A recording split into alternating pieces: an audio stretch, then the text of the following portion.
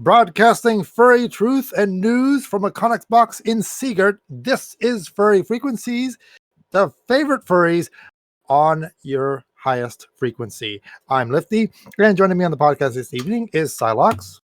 How's it going? And tonight we're going to be talking about law, and we're going to be talking about laws that are in the books that furries have been talking about, and also been yapping about in the furry sphere about. And to help us talk about it and explain things, we have an actual lawyer with us. We have a Syn Fawkes joining us this evening to talk about these laws with us. Go ahead and introduce yourself, if you may. Well, hi everyone. My name is Syn, and like I said, I'm a furry and I'm a lawyer.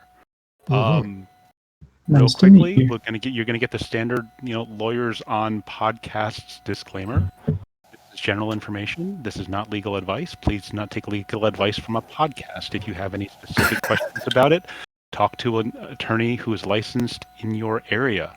I am not your attorney. You guys are not my clients. Nor am I the attorney for anyone who's listening. That being said, so I've been practicing law since about 2005, and I've been a furry for significantly longer than that. These days, I work in an in-house legal department, which means I have a single client. It is a company, and I advise them on essentially what they should do to stay on the right side of the law.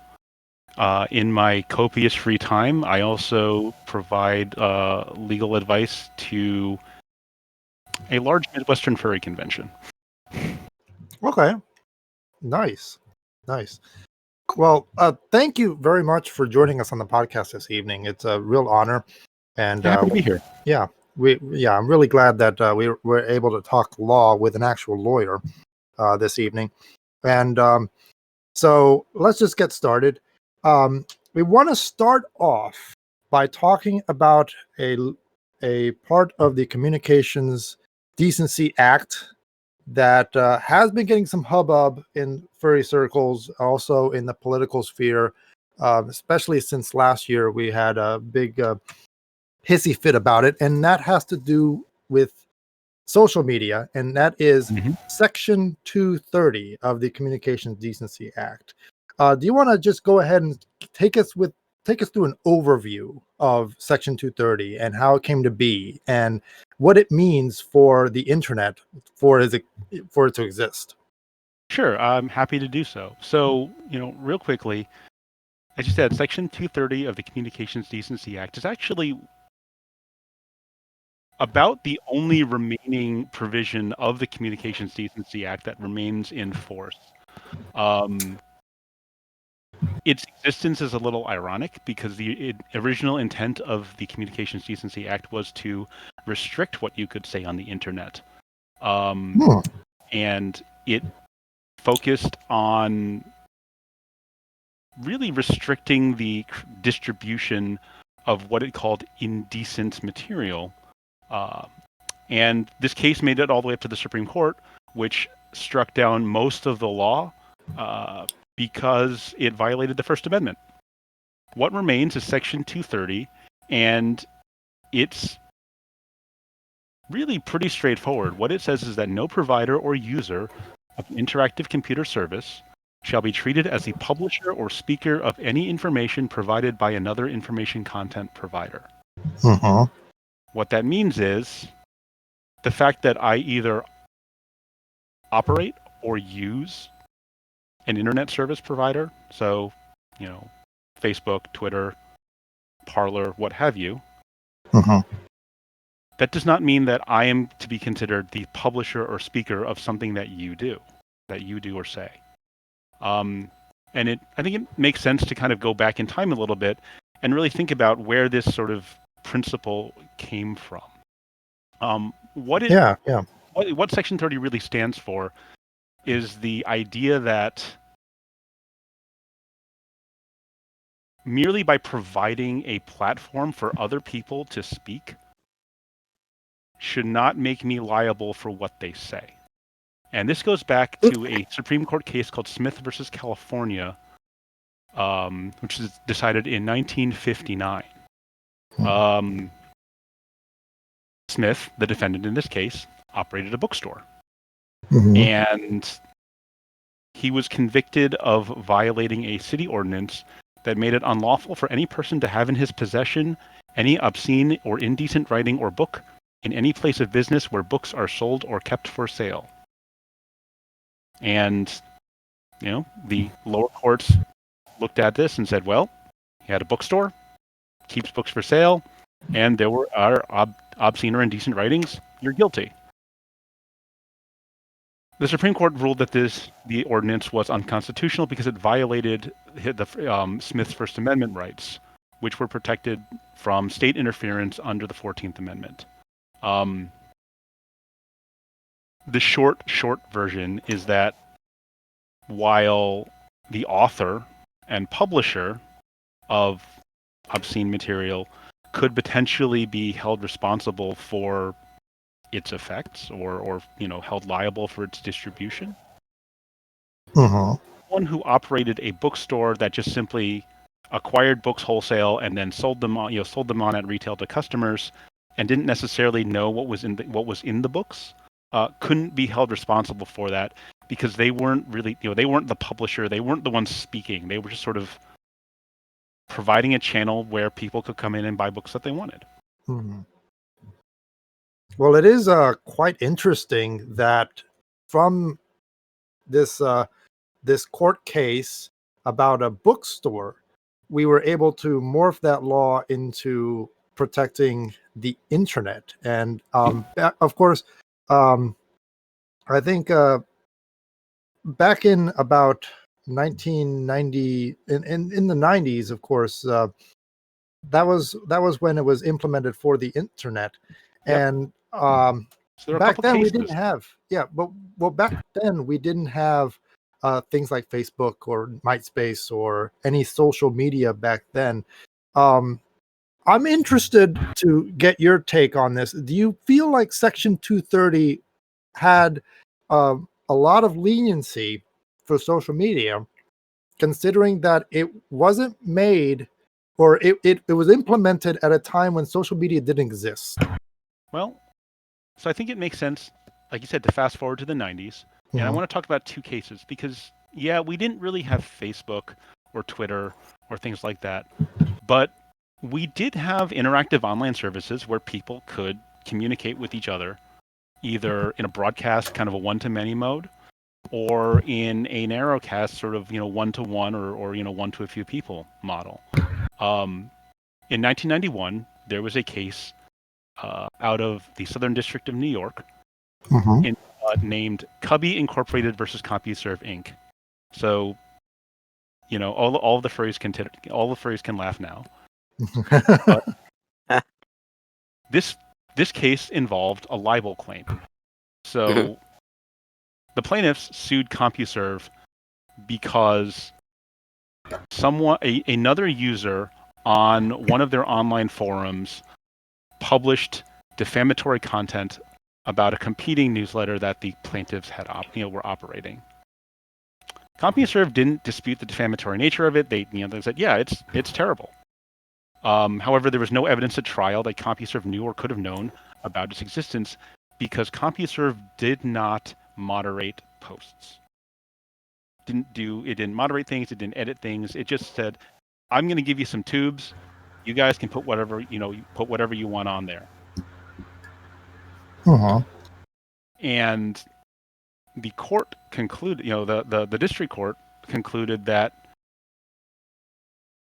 treating internet intermediaries as that did not exercise editorial involvement as publishers just did not make any sense in the context of defamation law.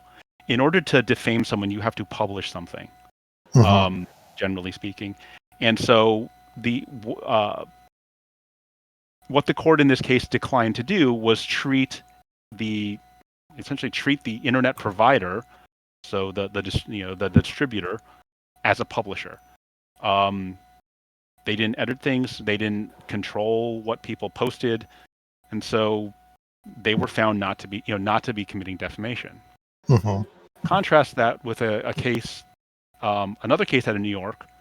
This one is called Stratton Oakmont versus Prodigy Services Company, and Prodigy was another early, essentially internet provider that hosted online forums. People could talk about, different things. The difference between Prodigy and CompuServe is that Prodigy would edit posts. They had some technology that would allow them to enforce rules against offensive language. So they had some screening software. They also published content guidelines for users, and they enforced those through with they called them at the time board leaders, but they were essentially moderators. Mm-hmm. And in this case, the court held them responsible for the defamation because Prodigy's conscious choice to gain the benefits of editorial control opened it up to greater liability than CompuServe and other networks that made no such choice. In other words, by deciding to edit things and by deciding to preemptively control not only what people could say, but the content of how they said it, they were more like a publisher than CompuServe, which was merely simply distributing other people's stuff. And so this decision is generally considered to be one of the main inspiration behind Section 230. Because if you look at 230, Section 230, what it says is, if I'm simply providing an online service, I'm not going to be responsible for what my users do, as long as I don't cross that line into being sort of a publisher. And that fundamentally is where the collision between Section 230 and a lot of problematic speech that comes out that has been distributed over the internet comes from. Social platforms are a way that a lot of people get information about the world. We will click on links that people post. It's generally well known that people are more likely to click links and read content that's been shared by people they agree with. We call this the bubble, right? Everyone's in a bubble these days, or their own filter bubble, their own internet bubble. And the critics of Section 230 claim that unlike CompuServe, more modern platforms are exercising more and more control over the news that people see, and that they should be therefore considered publishers. And so there have been a number of attempts over the years to try and weaken Section 230. One of the most successful ones was the enactment of two laws that are generally read together. These are SESTA and FOSTA, or the Stop Enabling Sex Traffickers Act, and the States and Victims to Fight Online Sex Trafficking Act. And what these laws did is they amended Section 230, which again provides this kind of this broad immunity from civil liability to their actions, to exclude the enforcement of federal or state sex trafficking laws from its immunity.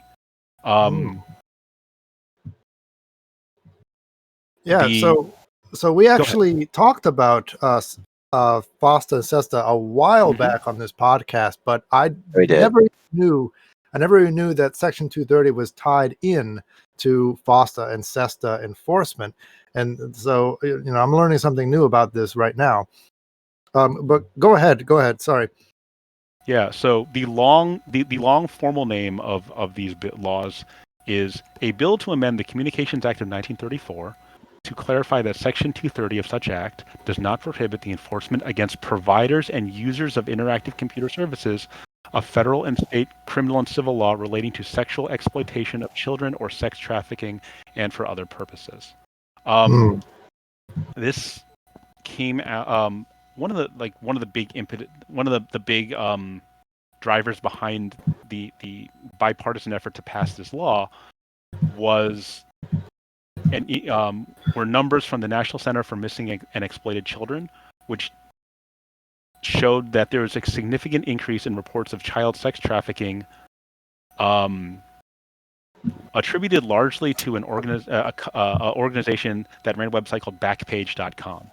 It was sort of an online classified service, and they were routinely accused of knowingly accepting ads that facilitated human sex trafficking. Yeah. Oh, jeez.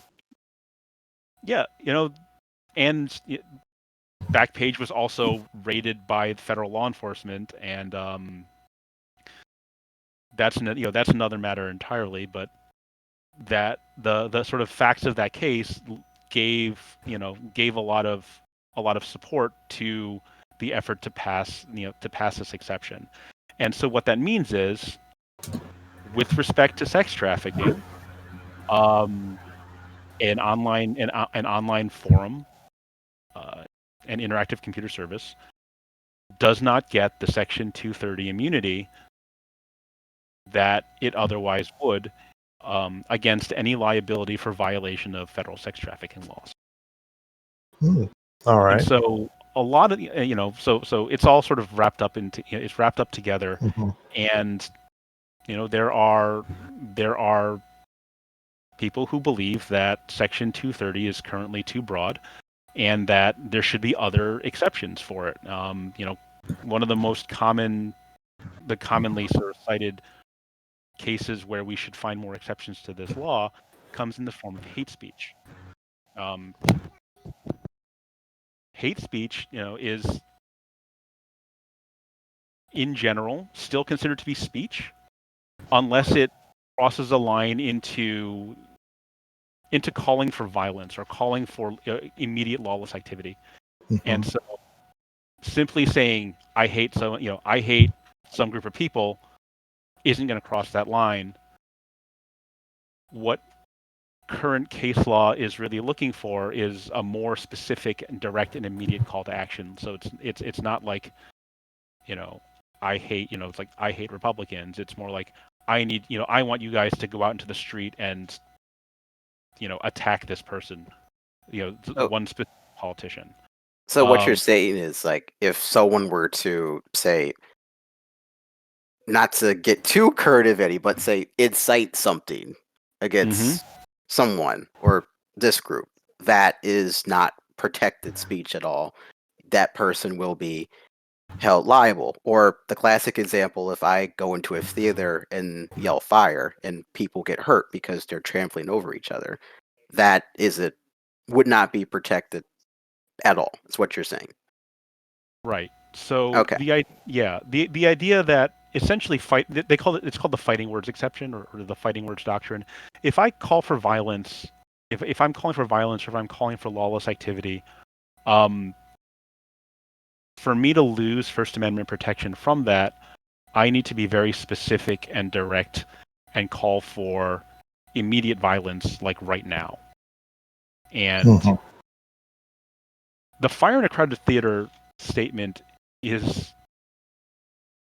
it's interesting because we cite it for reasons that we cite it for the wrong reasons.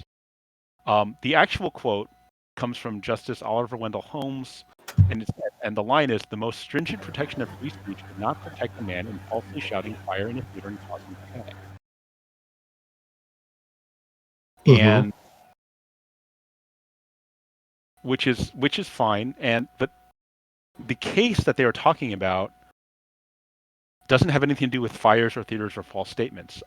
The actual case where this statement came up is called U.S. versus Schenck, and the issue before that court was deciding whether or not a member of the Socialist Party of America could be convicted under the Espionage Act for distributing an anti-draft pamphlet during World War I.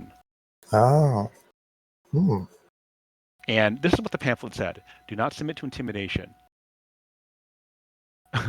What?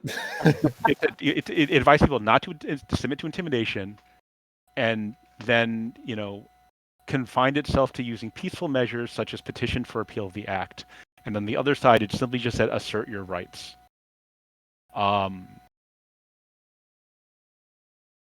Holmes is saying that like the First Amendment is not absolute.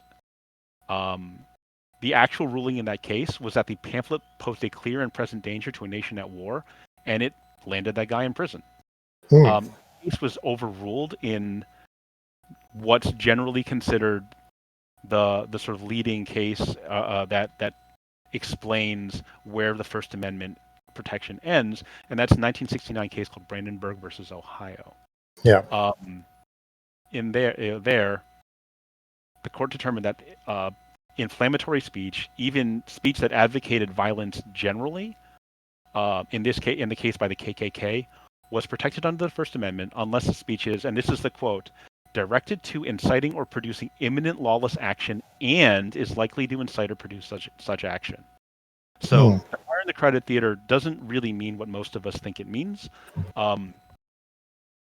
And the argument that critics of Section 230 application to hate speech make is that the Brandenburg ruling is too narrow. Because it was written in 1969, where people, could only really address a broad audience in certain limited ways. The position that Section 230's critics tend to take is that the internet allows for us to have a large audience, to reach a large audience, and to target people who are in vulnerable groups much more effectively than we could in the 1960s. And essentially the argument is that the Brandenburg ruling is out of date, and that Section 230 needs to change to allow for, people like Milo Yiannopoulos to be held liable for what people who hear him talk then go and do. So gotcha. So that's where that's where I want to segue into, or that's where I want to segue into this discussion. So we've had, of course, a very big debate about the fate of Section 230 starting late last year with former President Trump, when he wanted to veto the National Defense Authorization Act if he did not have a repeal of Section 230. Now, back then, he was, of course, wanting to strike at the big media companies like Facebook and Twitter for what he perceived to be, quote unquote, working as a publisher on his tweets and other media that he tweets out and posts. And fortunately for Section 230 proponents, this did not work. Section 230 is still on the books. However, starting with that, there has been a bipartisan push to repeal Section 230. And not only that, but President Joe Biden has also shown that he wants to repeal Section 230, but for different reasons. Now, let's just say Section 230 is on borrowed time. What happens if Section 230 is repealed?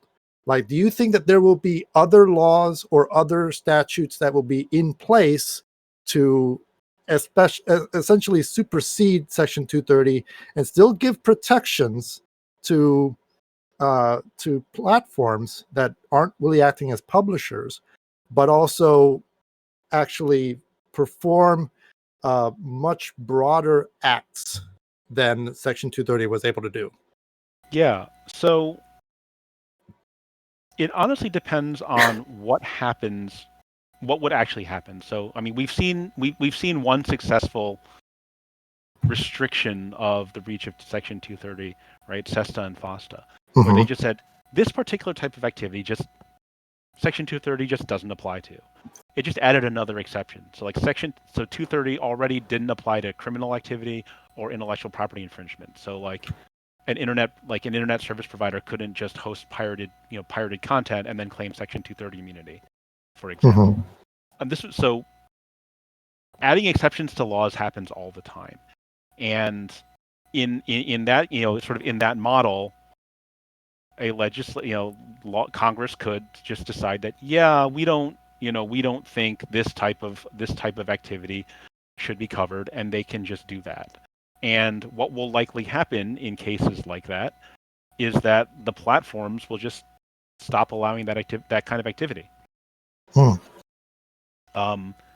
So most attorneys work in law firms. We law firms are just a group of attorneys who all work together, and they take on matters for their clients.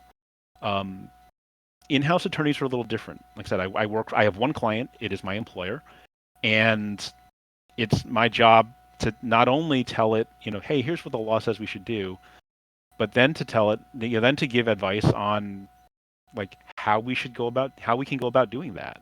And a lot of this and a lot of that kind of advice gets, starts with the position like, all right, here's what the law says, and then it evolves into here are ways that this law creates a risk for us as an organization.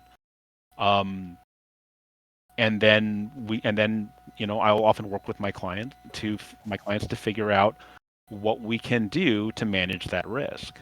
And so, quite frankly, if I have a client who is operating one of these, an interactive computer service, some kind of internet service provider, and Section 230 flat out goes away, then my advice is going to be to look at what kind of content people are allowed to publish, and to start putting limitations around what people can say, so that it never hits the platform in the first place. You can see some of this can work in other countries. So, for example, Thailand in 2007 enacted the Computer Crimes Act, which holds publishers, so like people who publish on social media, and internet service providers criminally liable if someone uses the service or site to criticize the Thai royal family or distributes photos designed to harm someone's reputation. So think about all of the criticisms of of the American president, from Biden through Trump, Obama, Bush, all the way back to Clinton, as really probably one of the first, the first kind of president who had to deal in any great, in any real meaning or any real manner with the internet. No. Okay. Think about how many times Americans have criticized the president. Because all presidents do things that are going to make someone angry. Yeah. Now, can you imagine if that was a crime? Oh, and not only could you be held liable and responsible for it for posting the thing, but also the internet service provider that hosted your website, or the social network that let you create an account, could also be held responsible. They're just not going to let people say things like that anymore. It's that is one way to reduce that risk. Another way to try and reduce the risk is to go in the complete opposite direction, and sort of go for First Amendment maximalism and say, we are going to be a dumb pipe that just lets anyone say anything, and we're not going to exercise any kind of editorial control at all. And now you have basically 4chan. Yep. And so, on the one hand, you have no one being allowed to say anything, and on the other hand, you have anyone being allowed to say everything, with no real way of distinguishing between, let's say, something that is obviously criminal, like doxing someone and calling for violence against them, versus simply just someone venting their spleen about something that makes them angry. So, go ahead. These are obviously extreme examples. Yep. But these are things that have happened in the past or that are still happening in the real world. Okay. And I also wanted to ask a question because I want to clarify the difference between a provider or platform provider and a publisher, because I feel like a platform provider could easily just program a simple code that reads people's posts and censors them. Just if there's Mm-hmm. a bad word on there, it turns the middle letters into stars. Does that turn them into publishers per se? If That's they one of can the do things. that. That is one of the things that Prodigy did that, back in '95 Mhm. was one of the things that made them into a publisher, according to that court in their case. So, yeah, I think Wow. that, and so like if I was looking at content moderation practices now, if you think about what social networks do, they don't edit your post, right? Mhm. They don't say they don't go in and edit the words. They will say this is these facts are disputed, or this is fake news, or they will basically say something themselves, because the platforms themselves have First Amendment rights Mhm. that gives context to your or my unedited post. Yeah. Okay. And So so, it shouldn't be thought of as a publisher editing the post. It's more like a response from the platform mhm. about what you just posted. Right. So if you think about traditional media, right, they publish corrections and retractions all the time. Mhm.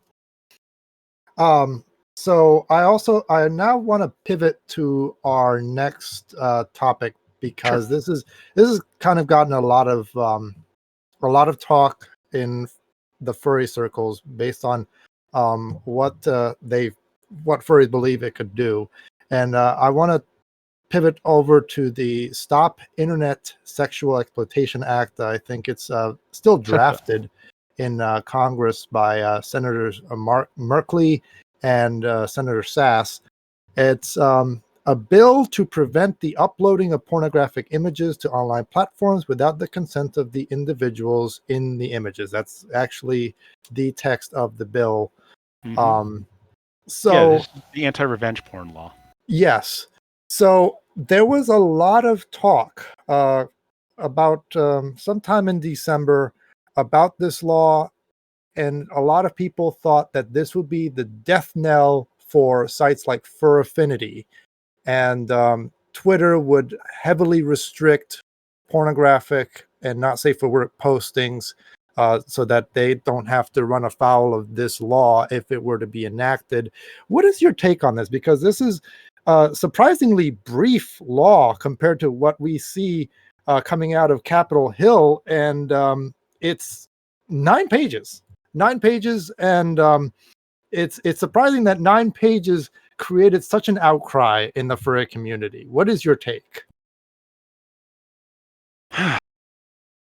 Well, here's the thing about it. It is pretty short, Mm-hmm. and it you really have to really look into it to see what it says. Mm-hmm. And if you look at it, defines the term pornographic image as a visual depiction, so photographs, films, videos, pictures, or computer generated image or picture, Mm-hmm. whether made or produced by electronic, mechanical, or other means of sexually explicit conduct. Yep. And then it puts in some requirements. A Yep. platform shall require any user to upload a pornographic image to verify their identity, determine that they're old enough to be, determine that the user is old enough to consent to sexual acts, and then prove that each individual who appears in the pornographic image has somehow consented to this. Mm. Here's the thing. Cartoons are not people. Yep. And so, this is, this is clearly targeted at, me taking sexy pictures of my partner, and then when we break up, getting mad and uploading them to the internet and then distributing them and saying look at what kind of a freak my ex is. Never mind the fact that, hey, I was there too. And so maybe that freak flag is flies a little higher than just over my ex. That all of that aside, there isn't really there currently isn't any law that I'm aware of at the federal level that would make someone's persona or avatar an example into a substitute for their actual image. I cannot. I would be really surprised if a law like this would be interpreted to include images other than like an actual human likeness of an actual human being. Okay. That being said, a lot of furries are in sex work. Yes. Yeah. Oh yeah. And if you've got OnlyFans or Pornhub or anything where any platform like that where people do monetize sexualized images of themselves or sometimes other people, this can put a law like this can put a pretty significant burden on that, on sites like that they're going to have, that they would have to spend resources, meaning money and bandwidth, hosting capacity on compliance. I have to hire someone like me to tell them how to get consent, how to evaluate whether that consent is legitimate or not. There are always unforeseen, unintended consequences, and just it would make online sex work. It's another thing that would make online sex work more difficult. And we had talked about this sort of a couple of weeks ago when we chronicled Pornhub basically purging all of their unverified content because there was such an uproar against them because there were a lot of videos which had minors in them or people who were exploited or videos of people who have been posted without their consent. And one of the repercussions was, everybody who wanted to post videos now had to be verified. Now, whether or not that verification is stringent, that's a whole different discussion. But that's one of the ramifications now is, these credit card companies, they won't do business with Pornhub. And now Pornhub has to spend more money making sure that everybody's in compliance, because the last thing that they want is to be deplatformed because they're allowing child pornography to be on their website. So something like this does affect a large portion of the fandom, because as you said, a portion of the fandom is in online sex work. And it's a growing trade, especially during the pandemic. I mean, we saw a surge in activity on OnlyFans. Like that became the thing as a way to make money. So, and it's not going to go away even as the pandemic goes away. Probably not. I think that how we proceed in the future in terms of regulating what is posted and what's allowed to be posted on sites like OnlyFans, Pornhub, XTube, what have you, has to also include the best interests of sex workers in mind. We can't just say, well, you can't post this because it's not moral. Well, but no, go ahead. But I also want to just add that the people that are making these decisions are, old men, old women in Capitol Hill that probably do not look at porn anyway. So, I mean, you're letting a bunch of old men and women make the decision of what porn is or how porn is regulated, what porn is allowable, when they themselves, I know. Can you imagine Mitch McConnell looking at porn? It's like, oh yeah, that's fine. I'm a sure he does. And I think that's, you know what? Everyone is into something. yeah. Doesn't matter how old you are, what you do. Everyone is into something that someone else is going to find weird.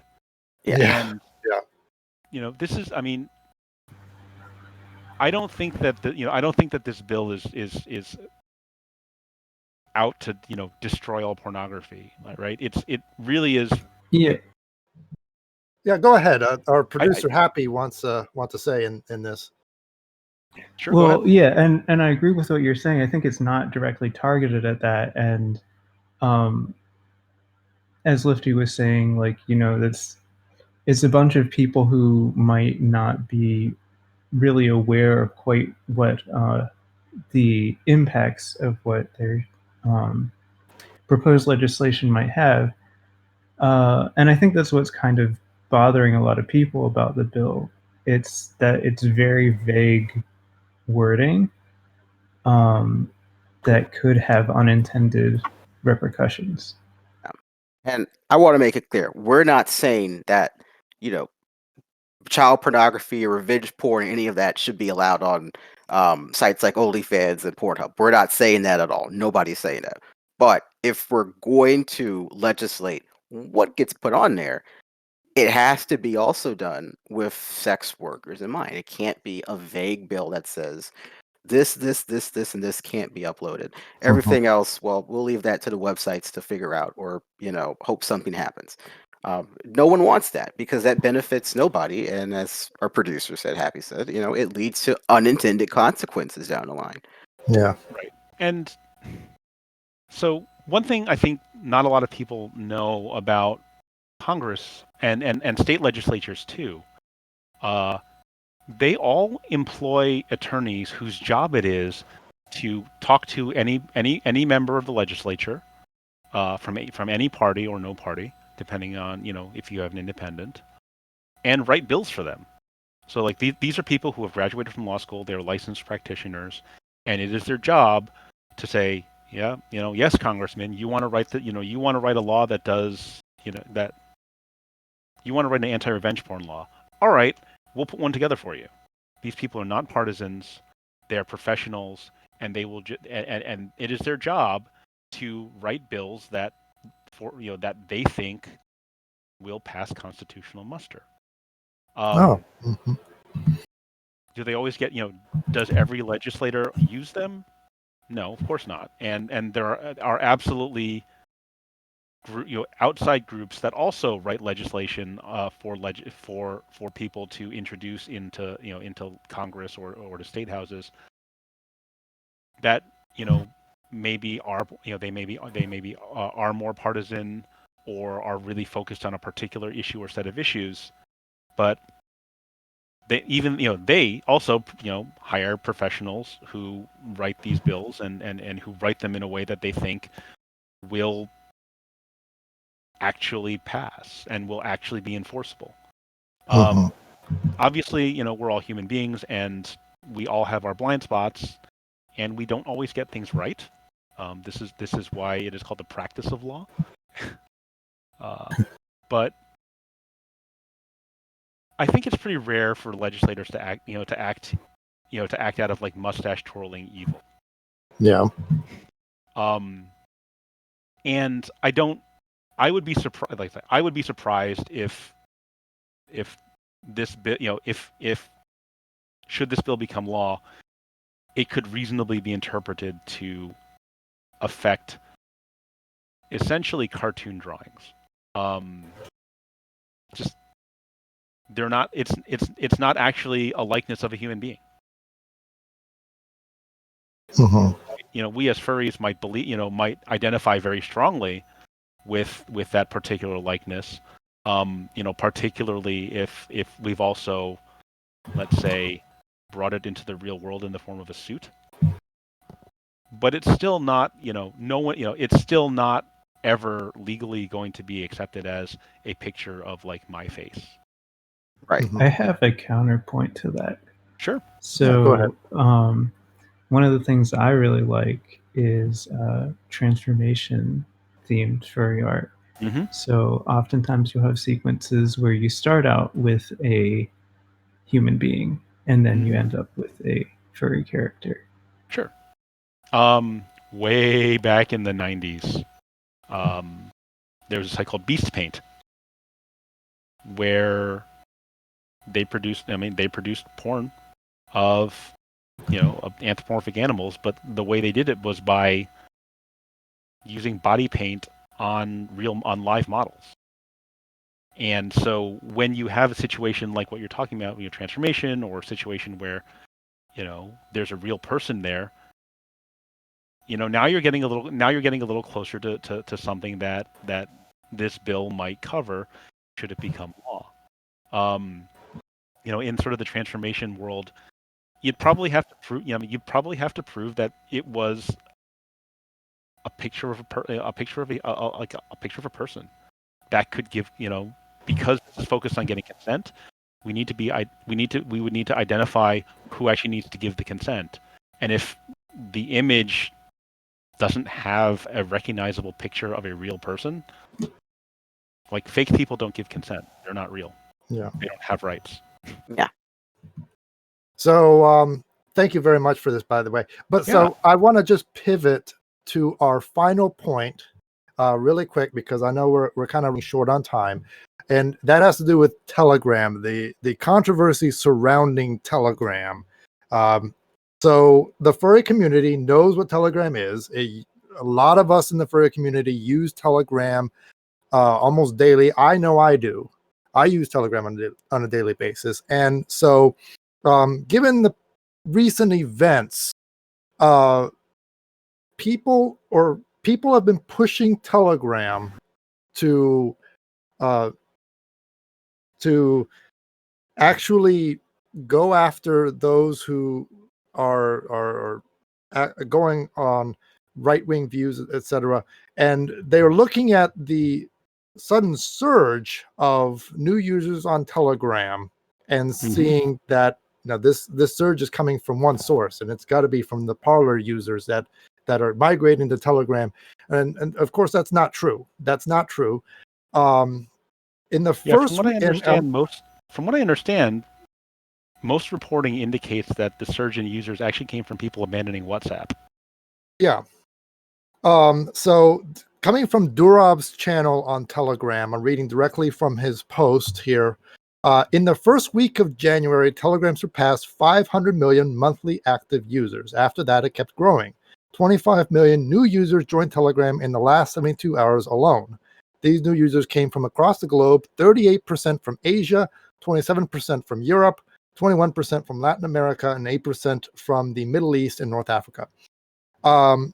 Nevertheless, a lot of furries have been looking at this worryingly, thinking that this represents a surge from right-wing extremists. And I do want to just clear up that, because Durov's channel, they've been posting about this surge of users. Like you were saying, a lot of these users are coming from Asia, and they are migrating away from WhatsApp. There was some controversy about WhatsApp recently, where Facebook is actually or they're borrowing off data from WhatsApp, and not actually. Well, actually, no. They've just changed their WhatsApp. Changed the terms of service. Yeah, they're changed the terms of service to that. If you want to use WhatsApp, you have to agree to Facebook using your data, or you sharing your data with Facebook, or you just don't use the service. That's what they said. Right. And so a lot of people were just migrating off WhatsApp because it's like, okay, I don't want you using my data, so bye. Yeah. And so a lot of them went to Telegram. And if you look at if you kind of run down that list of where where these new Telegram users come from, that does follow a lot of markets where WhatsApp is very popular. Not a lot of Americans use WhatsApp. It is hugely popular in places like Latin America, Middle East, Asia, and that's and so the Telegram's data seems it indicates to me that a lot of these people are coming off of WhatsApp. Now that's not to say that WhatsApp wasn't could never be used to do bad things.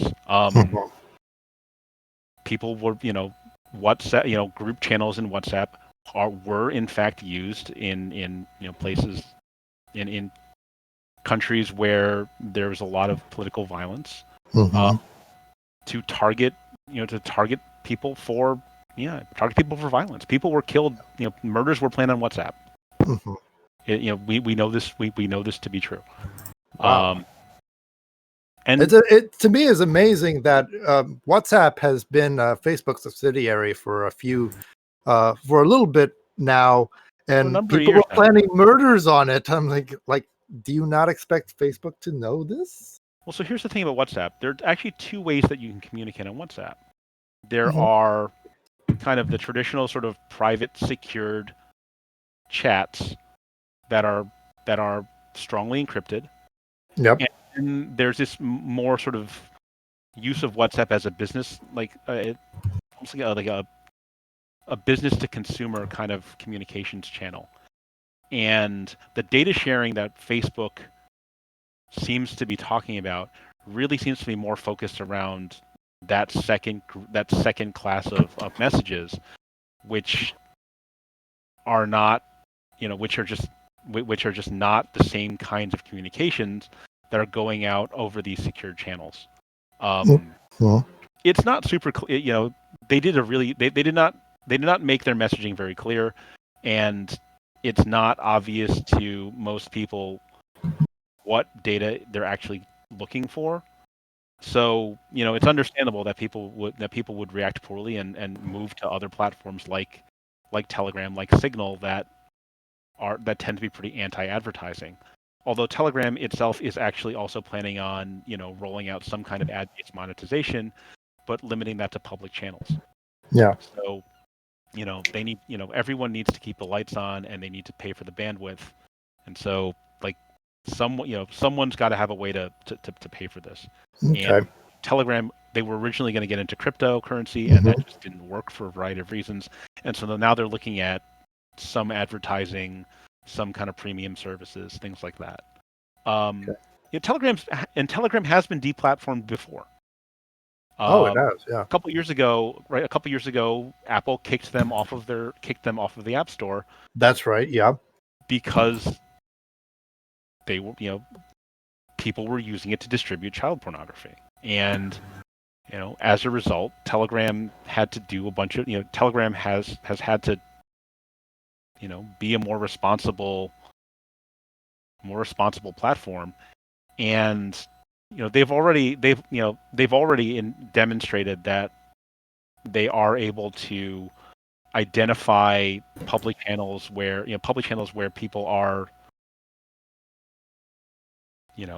planning illegal activity and shut those down.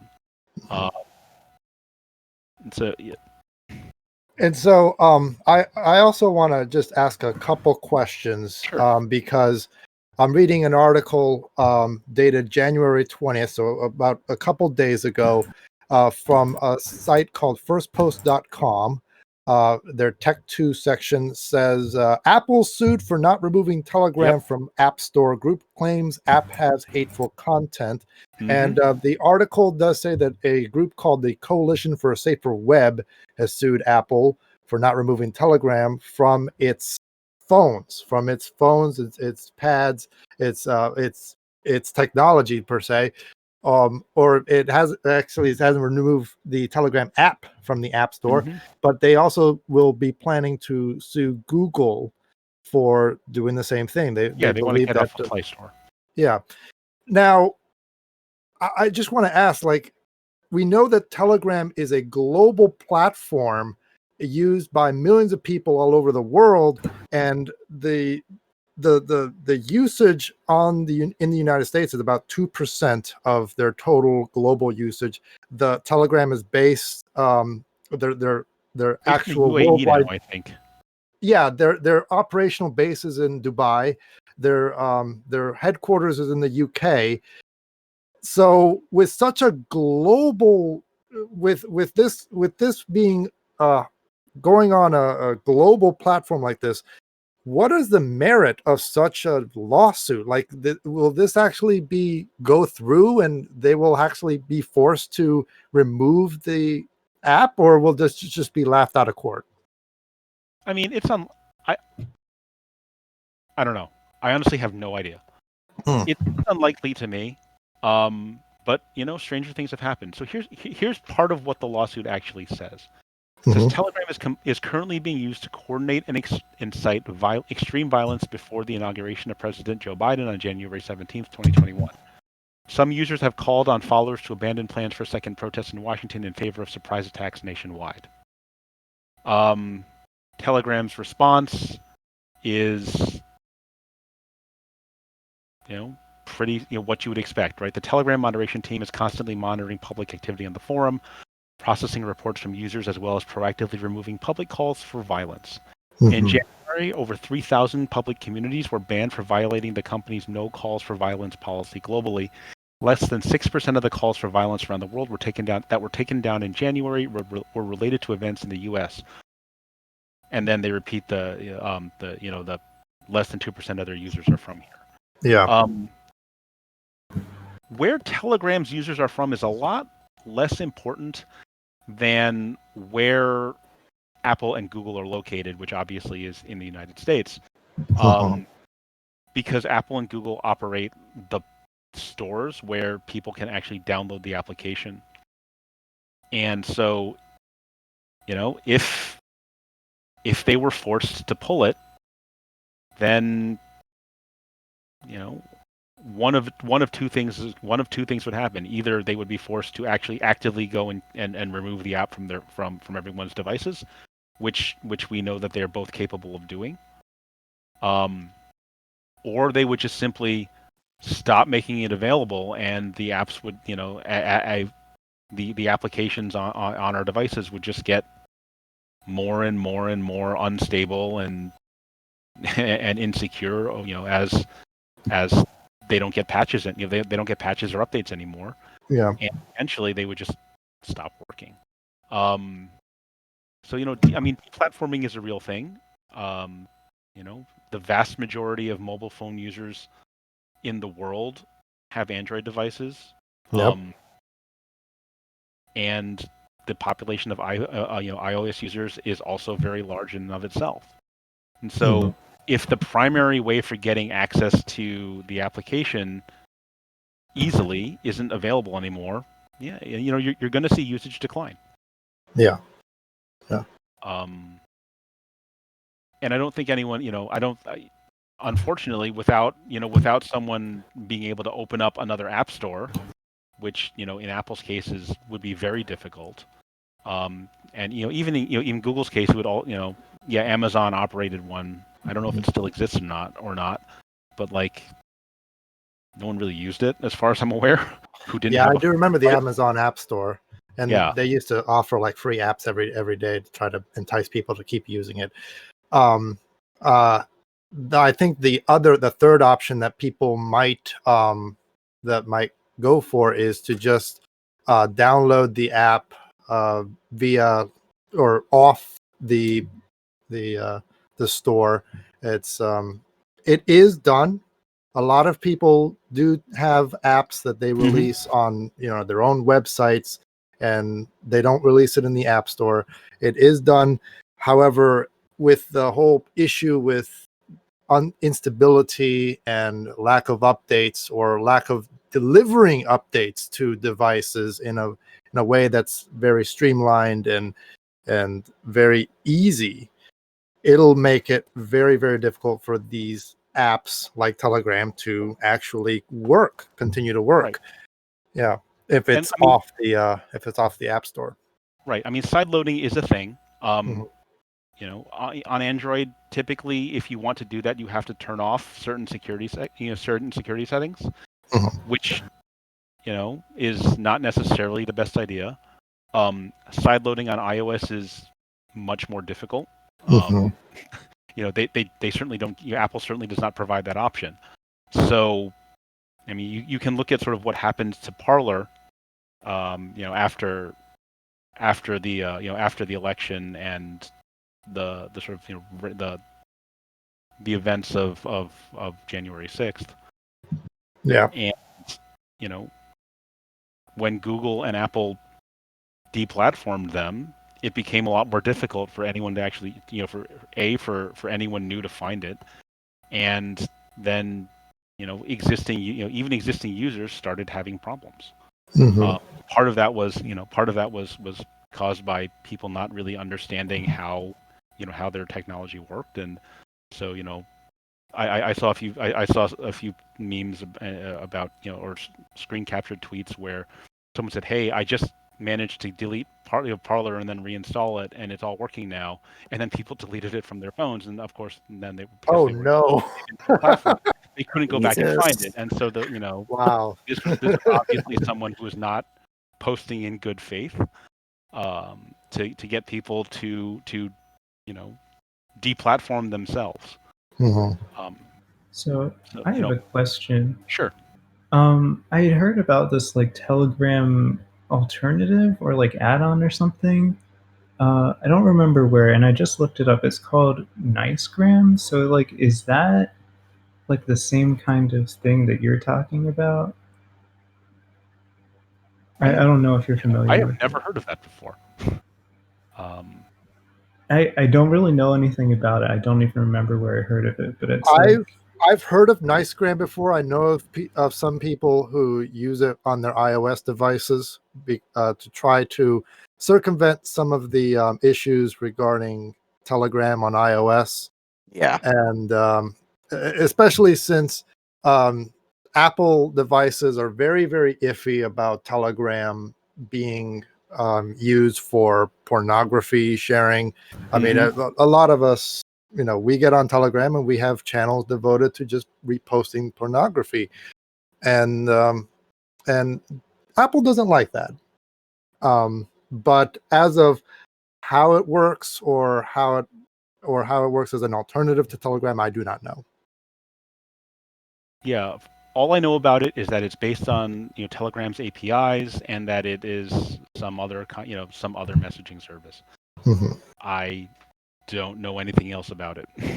Yeah. okay. I was just wondering how it might impact this. I mean, if it's using a Telegram API, it's essentially it's using the same technology stack to deliver messages. They might just have more rules in place around the kinds of things that they will or won't allow. I don't know. Yeah. All right.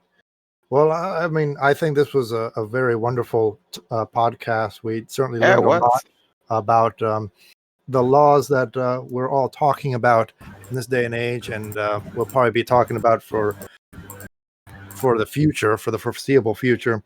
I do like to thank you for joining us on the podcast this evening. If you have any, if you have any social media that you'd like to share so that people can get in touch with you after the podcast, you have the floor. Yeah, I'm on Twitter at Cynicism77, Mm-hmm. and that is where I talk about nerdy furry stuff. Okay, yeah, that's fair. I also have, I do have a more professional Twitter, although thanks to certain other furry attorneys, those two particular circles of my life seem to be converging more and more. I'm not quite sure how I feel about that yet, other than occasionally amused. Ah, nice. Anyway, I would like to thank all of our listeners for listening to this podcast this evening. If you like what you hear, please feel free to like, comment, and subscribe to our podcast on YouTube. And also feel free to follow us on Twitter at Furry Frequency. That way you will get the latest updates on when we will drop our newest podcasts on our YouTube channel, as well as other amusing stuff and hijinks and shenanigans that we post there. So anyway, this has been Furry Frequencies, And we are signing off with Lifty. And Psylocke. And Syn. Yeah. Thank you very much for joining us. And we hope you have a wonderful night.